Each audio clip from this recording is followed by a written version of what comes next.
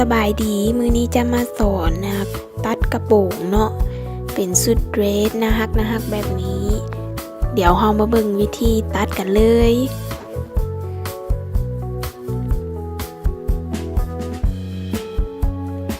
หลังจากที่เราสร้างแบบแล้วเนาะในวิดีโอตัวพาร์ทที่1การสร้างแบบแล้วเราก็เอาแบบที่สร้างนั้นมาแปะกับแพรแล้วเราก็ขีดซอกเนาะหลังจากขีดเพื่อห้อยยิบเรียบร้อยแล้วเราก็มาตัดไปตามแบบแต่ว่าในการตัดนี้เราต้องจงไว้ประมาณ1เซนเพื่อในการที่เราจะเอาไปแซกแล้วก็ไปยิบ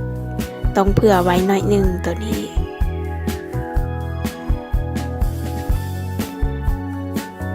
เราจะตัดเป็นแบบแผ่นหลังก่อน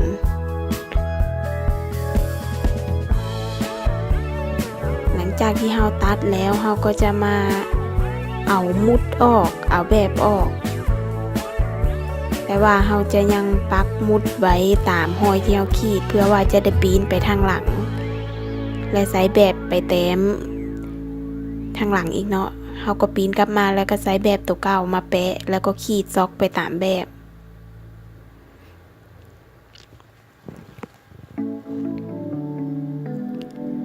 ขีดไปให้ฮอปแบบที่เราแปะกับแพรเลยหลังจากขีดแล้วฮอก็จะได้แล้วเนาะเป็นแผ่นหลัง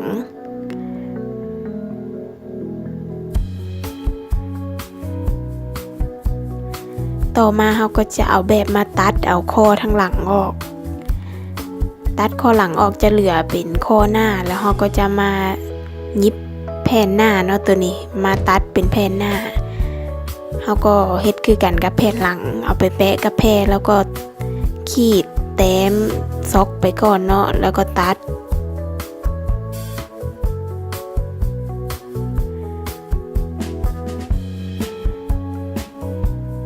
หลังจากตัดแล้วเราก็จะได้ทั้งแผ่นหน้าและแผ่นหลัง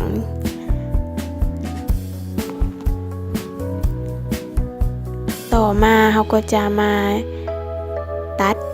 แขนตัวนี้ก็เอาแบบแขนที่เราสร้างไว้แล้วมาแปะกับแพรปักเข็มมุดไว้เนาะตัวนี้แล้วก็ใส่ซอกขีดตัดไปตามแบบที่เราขีดเลยการตัดก็คือเก่าเนาะให้จงไว้ประมาณ1เซนเพื่อยิบ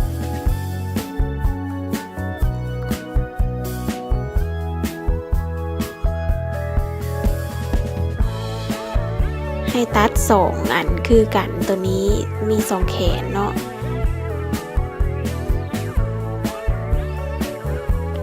ตัดแล้วเราก็จะได้แล้วแขนเสื้อให้เฮ็ดอีกอันนึงคือกันนี้เลยต่อมาเราก็จะมาเฮ็ดสาบคอตัวนี้การเฮ็ดสาบคอเราก็เฮ็ดวิธีง่ายๆเลยคือเอาแบบแพรที่เราตัดไว้แล้วเนาะแผ่นหน้าแผ่นหลังมาแล้วก็ใส่มาทับกับแผ่นแพรที่เราจะตัดแล้วก็ใส่ซอกในการแต้มไปเลยเป็นสาบทางหลังสาบทางหน้าคือกันเฮ็ดคือกันเลยสาบหน้าสาบหลังที่ว่าเราจะไปยิบคอมันเนาะตัวนี้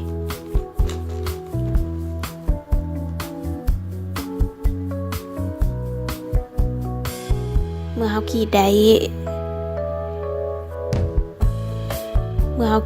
รียบร้อยแล้วเนาะเราก็จะมาตัด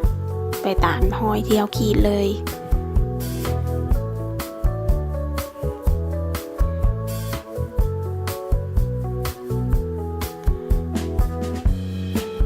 ตัดทั้งแผ่นหน้าแผ่นหลัง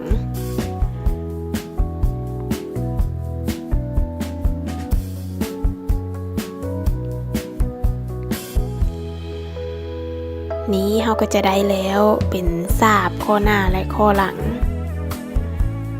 ต่อมาฮอดขั้นตอนการยิบเราก็จะเอาสาบคอที่เราตัดไว้แล้วมาทับกับแผ่นแพรเนาะแผ่นแบบของเราแผ่นแพรทางหน้าตัวนี้เป็นการยิบสาบข้อหน้าแล้วเราก็ยิบไปตามขอบมันเลย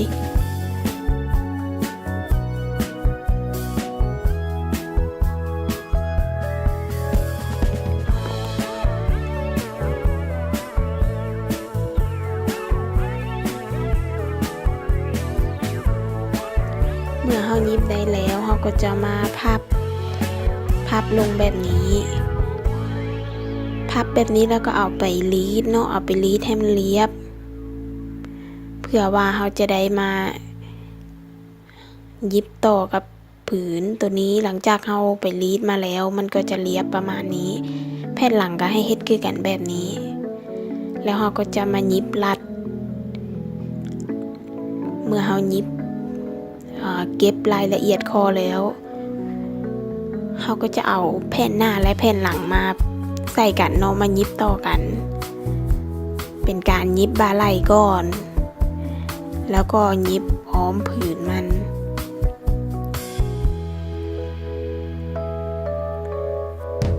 ตัวนี้ยิบไปตามขอบบ่าไหล่ก่อนเด้อ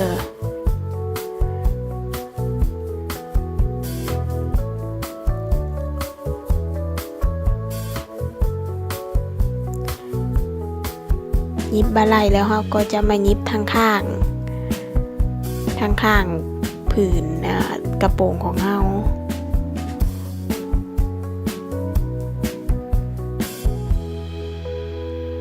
ให้ยิบไปตามรอยที่เราใส่ซอกขีดไว้ในตอนที่ว่าเราตัดแบบเลยเนาะตัวนี้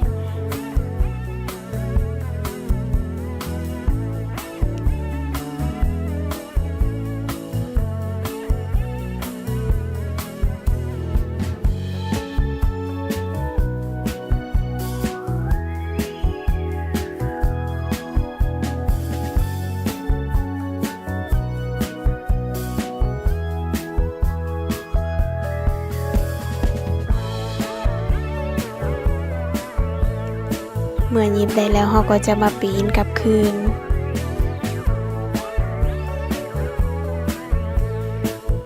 นี้เนาะเราก็จะได้เป็นสุดในลักษณะนี้ที่ว่ายังบ่ทันต่อแขนต่อมาเราก็จะมายิบแขนเสื้อที่เราตัดแล้วให้เรายิบทั้งขอบทั้งลุ่มแล้วก็ขอบทั้งข้างเนาะ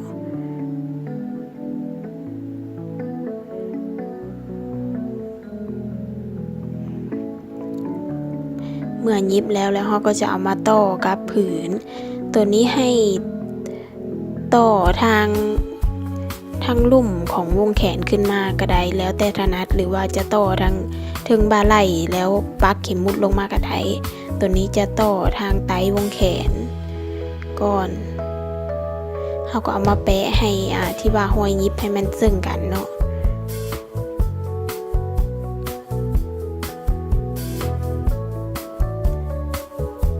แล้วเราก็ใส่เข็มมุดปักไปตามห้อยที่เราขีดการปักนี้อาจจะปักทางในตัวเสื้อปักแล้วเราก็จะปีนกลับมาให้สอดแขนเสื้อเข้ามาตามในวิดีโอนี้เนาะ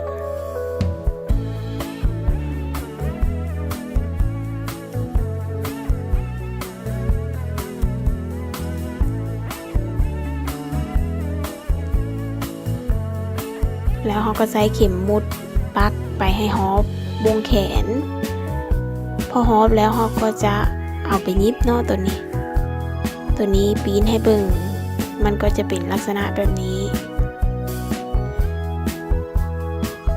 ต่อมาเราก็ยิบไปตามเข็มมุดที่เราปักเลย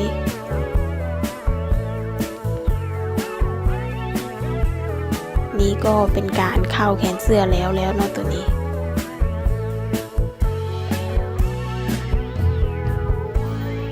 สำหรับผืนก็ถือว่าแล้วต่อมาเราจะเฮ็ดระบายเนาะระบายกระโปรงที่ว่าอยู่ทางลุ่มเราก็ให้ตัดเอาแพรขนาดความยาวของระบายตามต้องการเนาะมักส่ำใดเราก็ตัดมาส่ำนั้นแต่อย่าลืมว่าอย่าให้มันยาวเกินไปเอาให้พอดีแล้วเราก็มาใช้เข็มในการด้นไปก่อนให้เรายิบมือด้นไปก่อนตัวนี้นะแล้วก็ให้มันยุ้มแบบนี้เนาะยิบจนด้นไปจนหมดแพรแล้วก็ดึงให้มันยุ้มก่อนจะไปยิบต่อหลังจากได้แบบนี้แล้วเราก็จะยิบใส่จักรยิบไปเลย ยิบให้มันติดกัน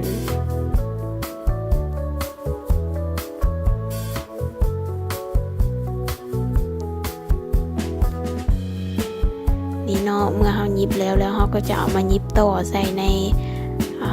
ปลายกระโปรงของเฮาปีนขึ้นมาแล้วก็ยิบไปตามขอบ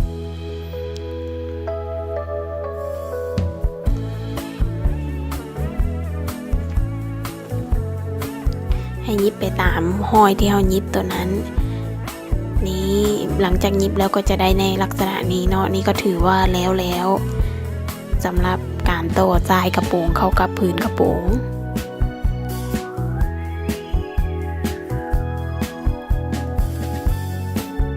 เมื่อได้แล้วต่อมาเราก็จะไปยิบสายตัวนี้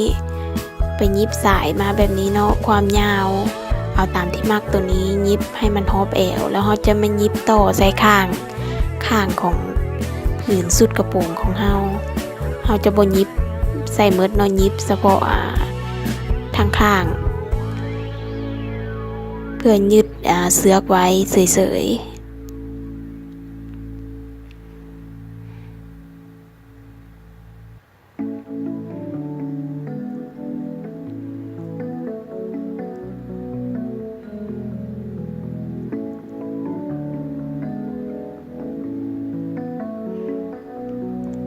นี่เมื่อยิบแล้วก็จะได้ลักษณะแบบนี้เวลานุ่งเขาก็จะดึงหัวไปมัดใจอีกข้างหนึ่งมัดเป็นโบนี่ก็ถือว่าแล้วในการตัดยิบ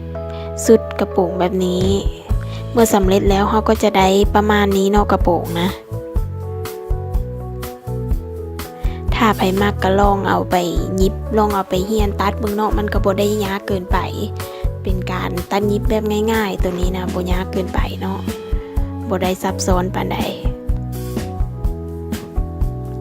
แล้วพบกันวิดีโอต่อไป